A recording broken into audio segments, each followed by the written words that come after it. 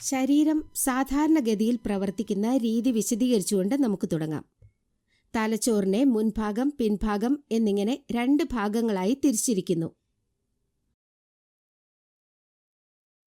മുൻഭാഗത്തെ വലതുവശമെന്നും ഇടതുവശമെന്നും വീണ്ടും തിരിച്ചിരിക്കുന്നു. തലച്ചോറിന്റെ വലതുവശം ശരീരത്തിന്റെ ഇടതുഭാഗത്തെയും തലച്ചോറിന്റെ ഇടതുവശം ശരീരത്തിന്റെ വലതുഭാഗത്തെയും നിയന്ത്രിക്കുന്നു. കൂടാതെ മറ്റു പ്രവർത്തനങ്ങളും നിർവഹിക്കുന്നു. ജീവൻ അനിവാര്യമായ എല്ലാ പ്രവർത്തനങ്ങളെയും നിയന്ത്രിക്കുന്ന ഭാഗങ്ങളാണ് പിൻഭാഗത്തുള്ളത്. ശരീരത്തിന്റെ എല്ലാ ഭാഗങ്ങളിലേക്കും രക്തം എത്തിക്കുന്നതിനും അവിടെ നിന്ന് അത് സ്വീകരിക്കുകയും ചെയ്യുന്നതിന്റെ ഉത്തരവാദിത്വം ഹൃദയത്തിനും 2 തരം രക്തക്കുഴലുകൾക്കുമാണ്. ഹൃദയത്തിൽ നിന്ന് പുറപ്പെടുന്ന രക്തമാണ് ശരീരത്തിന്റെ എല്ലാ ഭാഗങ്ങളിലേക്കും ഓക്സിജൻ എത്തിക്കുന്നത്. ജീവന് ഒഴിച്ചുകൂടാനാവാത്തതാണ് ഓക്സിജൻ. ചുവന്ന നിറത്തിൽ കാണിച്ചിരിക്കുന്ന കുഴലുകളിലൂടെയാണ് ഈ രക്തം സഞ്ചരിക്കുന്നത്. ഈ ചുവന്ന രക്തക്കുഴലുകളെ ആർട്ടറീസ് എന്ന് വിളിക്കുന്നു. തലച്ചോറിന്റെ വലതുഭാഗത്തെ വിതരണത്തിന് 2 ചുവപ്പ് ആർട്ടറീസ് ഉണ്ട്. ECA അഥവാ എക്സ്റ്റേണൽ കരോട്ടിഡ് ആർട്ടറി തലച്ചോറിന്റെ ആവരണത്തിൽ രക്തമെത്തിക്കുന്നു. ഇനി ICA അഥവാ ഇന്റേണൽ കരോട്ടിഡ് ആർട്ടറി തലച്ചോറിന്റെ ഉൾഭാഗങ്ങളിൽ രക്തമെത്തിക്കുന്നു. അതുപോലെ ഇടതുവശത്ത് ECA തലച്ചോറിന്റെ ആവരണത്തിൽ രക്തമെത്തിക്കുമ്പോൾ ICA തലച്ചോറിന്റെ ഉൾഭാഗങ്ങളിൽ രക്തമെത്തിക്കുന്നു. തലച്ചോറിന്റെ പിൻഭാഗം വിതരണം നടത്തുന്നത് ബേസിലർ ആർട്ടറിയാണ്. വെർട്ടെബ്രൽ ആർട്ടറീസ് എന്ന് വിളിക്കപ്പെടുന്ന 2 ആർട്ടറീസ് ചേർന്നാണ് ഇതുണ്ടായിരിക്കുന്നത്. രക്തത്തിലെ ഓക്സിജൻ ശരീരത്തിന്റെ വിവിധ ഭാഗങ്ങൾ ഉപയോഗിച്ച ശേഷം നീല നിറത്തിൽ കാണിച്ചിരിക്കുന്ന കുഴലുകൾ ഈ രക്തത്തെ ഹൃദയത്തിലേക്ക് തിരികെ കൊണ്ടുപോകുന്നു. ഈ നീല രക്തക്കുഴലുകളെയാണ് വെയിൻസ് എന്ന് വിളിക്കുന്നത്. സാധാരണഗതിയിൽ ചുവന്ന ആർട്ടറീസ് നീല വെയിൻസിനോട് പരസ്പരം കൂടിക്കലരാൻ പാടില്ല എന്ന് മനസ്സിലാക്കേണ്ടത് അത്യാവശ്യമാണ്.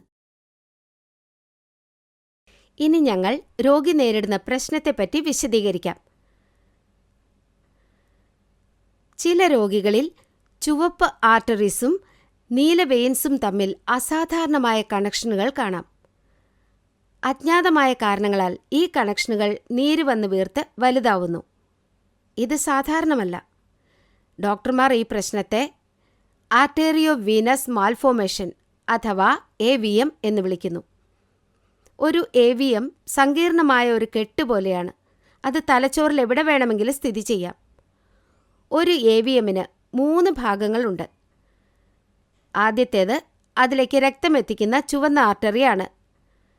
രണ്ടാമത്തേത് നൈഡസ് എന്ന് വിളിക്കപ്പെടുന്ന രക്തക്കുഴലുകളുടെ പിണഞ്ഞുകിടക്കുന്ന ഒരു പിണ്ഡമാണ്, അല്ലെങ്കിൽ കെട്ടാണ്. മൂന്നാമത്തേത് രക്തം വഹിച്ചുകൊണ്ടുപോകുന്ന നീലവെയിനാണ്. AVMൽ ആർട്ടറി സാധാരണയേക്കാൾ കൂടുതൽ രക്തം കൊണ്ടുവരുന്നു. അതിനാൽ അതിന് ഉയർന്ന മർദ്ദമാണുള്ളത്. തൽഫലമായി AVM വിണ്ടുകീറിയേക്കാം. അത് തലച്ചോറിൽ രക്തസ്രാവത്തിന് കാരണമാകുന്നു. AVM വിണ്ടുകീറി തലച്ചോറിൽ രക്തം കട്ടപിടിച്ചാൽ കഴിയുന്നതും വേഗം ചികിത്സിക്കേണ്ടതുണ്ട്. ഇത് പ്രധാനമാണ്, കാരണം ഒരിക്കൽ AVM വിണ്ടുകീറിയാൽ അത് വീണ്ടും വിണ്ടുകീറാനുള്ള ഉയർന്ന സാധ്യതയുണ്ട്. ഇത് രോഗിയുടെ ജീവൻ അപകടത്തിലാക്കുന്നതിനുള്ള സാധ്യത വർദ്ധിപ്പിക്കുന്നു.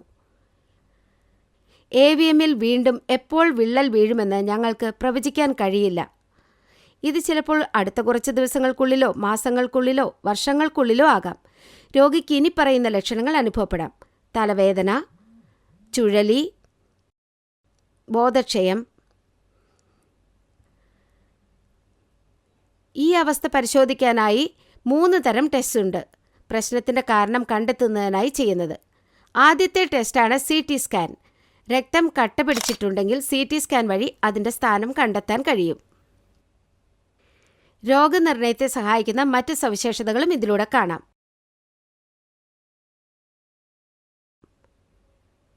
MRI സ്കാൻ ഉടനടി ആവശ്യമാകുകയോ ആവശ്യമാകാതിരിക്കുകയോ ചെയ്യാം. AVMൽ സംശയമുണ്ടെങ്കിൽ നൈഡസ് വിതരണം ചെയ്യുന്ന ആർട്ടറീസ്, അതിനെ ഒഴുക്കിക്കളയുന്ന വെയിൻസ് എന്നിവ കണ്ടുപിടിക്കുവാൻ ഒരു ആൻജിയോഗ്രാം ടെസ്റ്റ് നടത്തുന്നു. ആൻജിയോഗ്രാം ടെസ്റ്റിനായി ഒരു സൂചി സാധാരണയായി വലത് കാലിൻ്റെ ആർട്ടറിയിലേക്ക് കടത്തുന്നു. ഇതിലൂടെ തലച്ചോറിലെത്തുന്നതുവരെ ഒരു കാത്തറ്റർ ട്യൂബ് ശരീരത്തിലെ ആർട്ടറീസിലേക്ക് കടത്തിവിടുന്നു. കോൺട്രാസ്റ്റ് എന്ന് വിളിക്കപ്പെടുന്ന ഒരു ദ്രാവക പദാർത്ഥം കാത്തറ്റർ ട്യൂബിലൂടെ തലച്ചോറിലേക്ക് കയറ്റുന്നു. ഈ ആൻജിയോഗ്രാം ടെസ്റ്റ് തലച്ചോറിലെ രക്തക്കുഴലുകൾ കാണാൻ സഹായിക്കുന്നു. ചിത്രങ്ങൾ DSA റൂമിനുള്ളിലെ സ്ക്രീനിൽ എടുക്കുന്നു. ഈ ചിത്രങ്ങൾ അവസ്ഥ വിശദമായി കാണിക്കുന്നു. ഇനി ഞങ്ങൾ ലഭ്യമായ ചികിത്സാ ഓപ്ഷനുകളെപ്പറ്റി വിശദീകരിക്കാം. ഞങ്ങളുടെ ഡിപ്പാർട്ട്മെൻറ്റിൽ ഞങ്ങൾ രക്തക്കുഴലുകളുടെ ഉള്ളിലായി ഒരു ചികിത്സ ചെയ്യുന്നു. ഈ തരത്തിലുള്ള ചികിത്സയെ എംബോലൈസേഷൻ എന്ന് വിളിക്കുന്നു. ഇതിനായി ഞങ്ങൾ രോഗിയുടെ തലയോട്ടി തുറക്കുന്നില്ല.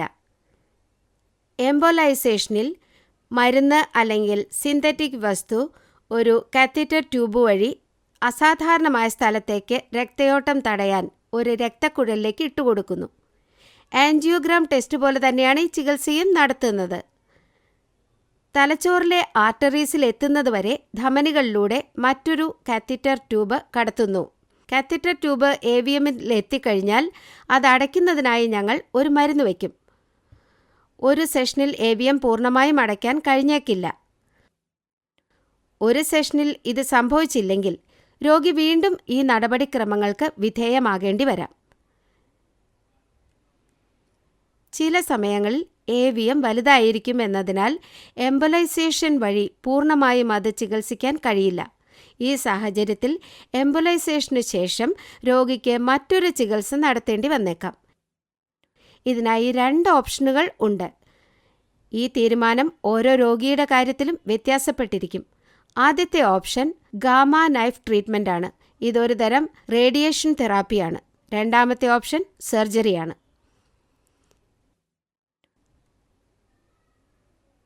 ഈ ചികിത്സയ്ക്ക് ചില അപകട സാധ്യതകളുണ്ട്.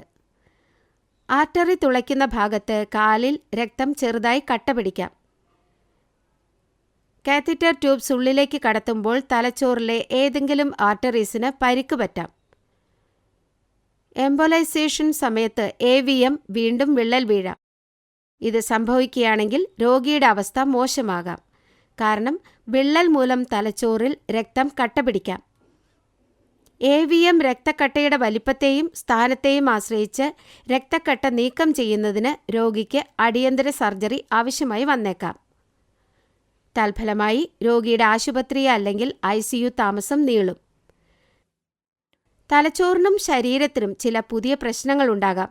സുഖം പ്രാപിക്കാൻ സമയമെടുക്കും. നിംഹാൻസിൽ AVMസിന് ചികിത്സിക്കുന്നതിൽ ഞങ്ങൾ പരിചയസമ്പന്നരാണ്. എന്നിരുന്നാലും AVM ഒരു സങ്കീർണ അവസ്ഥയാണ്. അതിനാൽ സങ്കീർണതകൾക്കുള്ള സാധ്യത വളരെ കൂടുതലാണ്. സങ്കീർണമായ AVMന് ചികിത്സയിൽ കഴിയുന്ന ഒരു രോഗിയുടെ ജീവന് ഒരു ചെറിയ അപായ സാധ്യതയുണ്ട്. രോഗിയുടെ അവസ്ഥയും അതിനുള്ള ചികിത്സയും മനസ്സിലാക്കാൻ ഈ അവതരണം നിങ്ങളെ സഹായിച്ചു എന്ന് ഞങ്ങൾ പ്രതീക്ഷിക്കുന്നു.